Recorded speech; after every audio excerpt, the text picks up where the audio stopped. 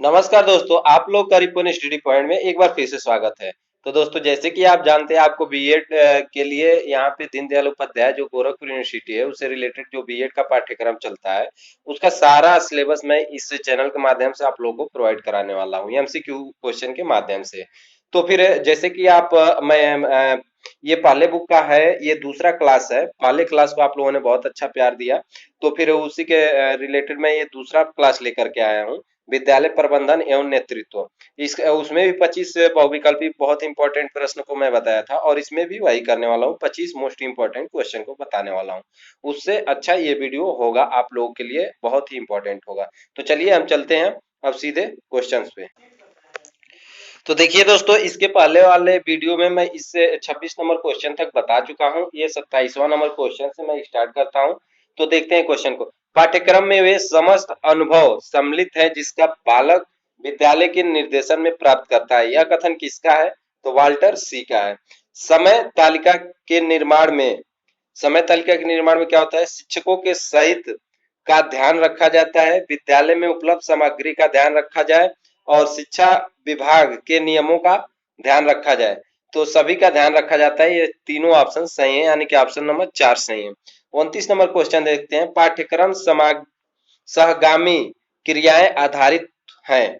तो क्रिया के सिद्धांत पर, रुचि के सिद्धांत पर, नियोजन के सिद्धांत पर, यानी ये चारों सिद्धांत पे पाठ्यक्रम सहगामी क्रियाएं आधारित है।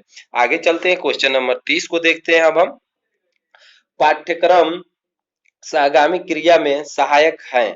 तो इसमें नैतिक गुणों के विकास में, अनुशासन स्थापित करने में, विशेष रुचि के विकास में, उपरोक्त सभी में। तो ऑप्शन नंबर डी सही है, ये सभी में होता है। क्वेश्चन नंबर 31 को हम लोग देखते हैं। साहित्यिक पाठ्य सहगामी क्रिया है। तो ये है ऑप्शन सी। डायरेक्ट मैं आप लोग को बता देता हूँ, वाद विवाद एवं कविता प्रतियोगिताएं में ये साहित्यिक पाठ्य सहगामी क्रिया होती है।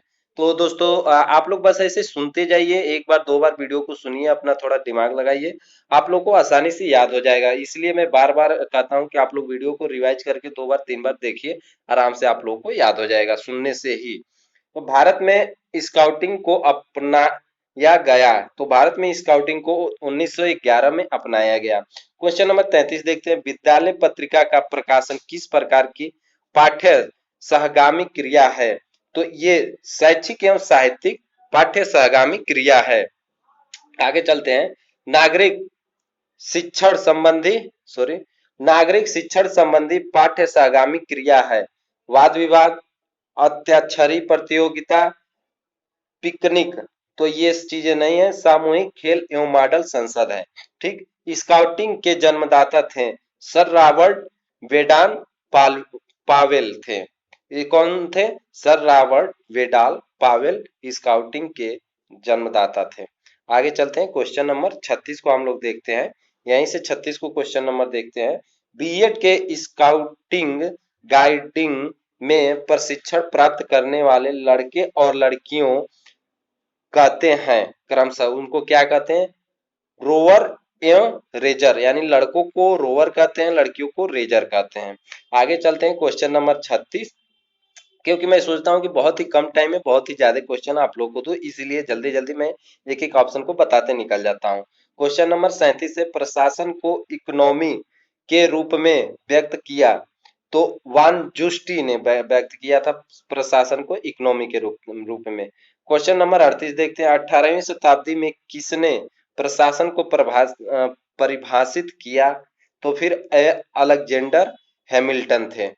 दोस्तों, यदि आप लोगों को कोई सुझाव देना हो, इसमें कोई त्रुटि हो रही हो, या फिर जो भी कुछ आप कुछ अपना भी मत देना चाहते हैं, तो आप मुझे कमेंट बॉक्स में जरूर कमेंट करिए कि ऐसे करिए सर, तो फिर मैं उसको कोशिश करूंगा।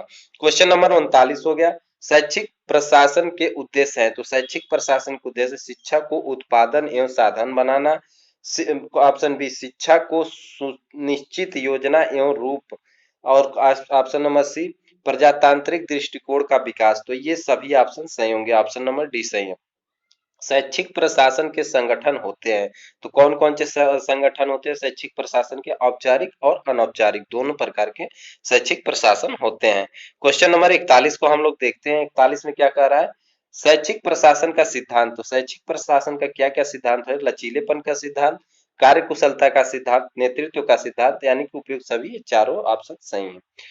अगला क्वेश्चन देखते हैं 42 नंबर। सामान्य उद्देश्यों की प्राप्ति के लिए प्रत्येक मानवीय संस्था को ही शैक्षिक प्रबंध कहा जाता है, यह कथन किसका है? तो यह कथन जेडी मून ने कहा है, जेडी मूने का है।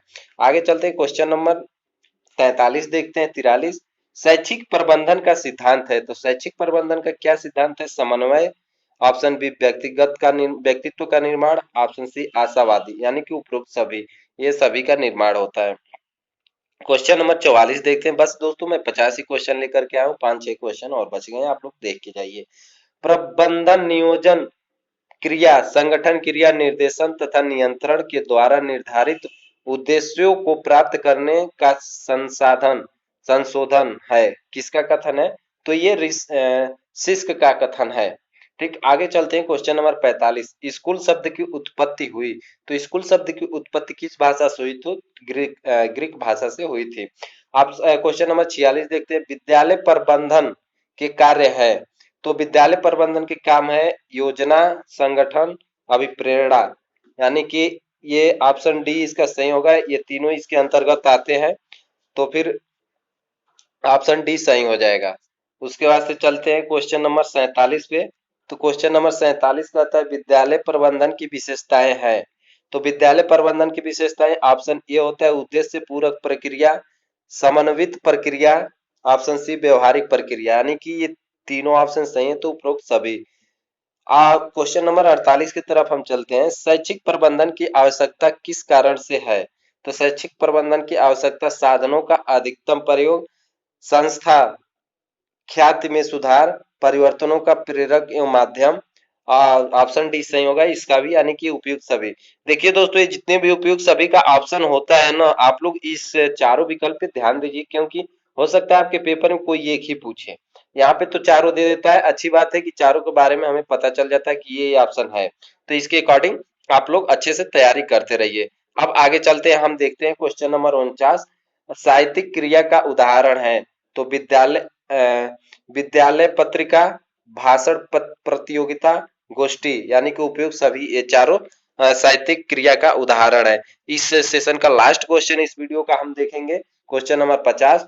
अच्छे विद्यालय भवन की आवश्यकता का कारण, क्या कारण है कि अच्छे विद्यालय भवन की आवश्यकता होती है? तो ऑप्शन ए कह रहा है अध्ययन अध्यापन को प्रभावशाली बनाने के लिए, अध्ययन अध्यापन को प्रभावशाली बनाने के लिए, यहाँ। और ऑप्शन बी कहता है सहसंबंध क्रियाओं में सम्यक विकास के लिए, ऑप्शन सी कहता है अच्छी नागरिकता, अच्छे विचार, शैक्षिक प्रेम पैदा करने के लिए, तो ये हो जाएगा उपयुक्त सभी। ये सभी चीजों के लिए विद्यालय, अच्छे विद्यालय भवन की आवश्यकता होती है। तो दोस्तों आशा करता हूँ कि आप लोगों को ये वीडियो समझ में आया होगा, ये सारे क्वेश्चन समझ में आए होंगे। यदि नहीं समझ में आया होगा, कोई सुझाव देना है तो आप हमें कमेंट बॉक्स में जरूर बताइएगा। पीडीएफ आप लोग को हमारे टेलीग्राम लिंक से या फिर व्हाट्सएप लिंक से मिल जाएगा। व्हाट्सएप ग्रुप का लिंक हमें ने दे रखा है डिस्क्रिप्शन में, वहां से आप लोग व्हाट्सएप ग्रुप में जुड़िए, टेलीग्राम ग्रुप में, और पीडीएफ इसका ले लीजिए। तो चलिए, इसी तरीके से मैं आगे सारे पाठ्यक्रमों का डालता रहूंगा वीडियो, तब तक आप लोग देखिए और अच्छे मार्क लाइए। धन्यवाद दोस्तों।